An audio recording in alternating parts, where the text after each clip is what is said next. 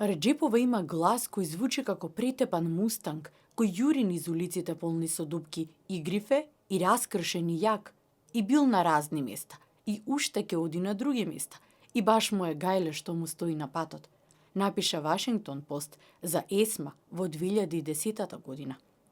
Почина кралицата на ромската музика, нашиот музички амбасадор во светот, Есма Реджепова Теодосиевска. Таа е првата жена која во 2013 година ја доби престижната титула Национален уметник на Република Македонија, како трет добитник на ова највисоко државно признание.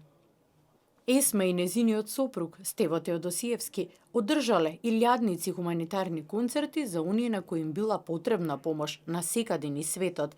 Есма пеела за безпомошните во Индија, Мексико, Србија, Босна, Пакистан, Хрватска, Иран и други земји во светот, но најмногу во Македонија. Таа беше најголем промотор на ромската, особено на македонската музичка приказна на секаде низ светот. Не само Македонија, туку и светот ќе ја памети по нејзиниот специфичен вокал пред кој никој не можеше да остане рамнодушен, особено јавноста ќе ја памети по нејзините хумани мисии, кои очигледно само таа знае колку ги имало. Ќе остане запаметена и по тоа што во нејзиниот дом таа порасна и изгледа 47 деца. Во текот на своите 60 години активно музицирање учествувала на врвни музички фестивали и манифестации низ светот, со што даде голем придонес во афирмирањето на македонската култура и традиција надвор од нашата држава.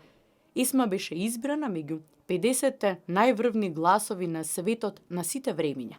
За време на својата 60 годишна кариера, Есма Реджепова Теодосиевска има остварено повеќе од 12.000 солистички концерти во Република Македонија, но и надвор од неа.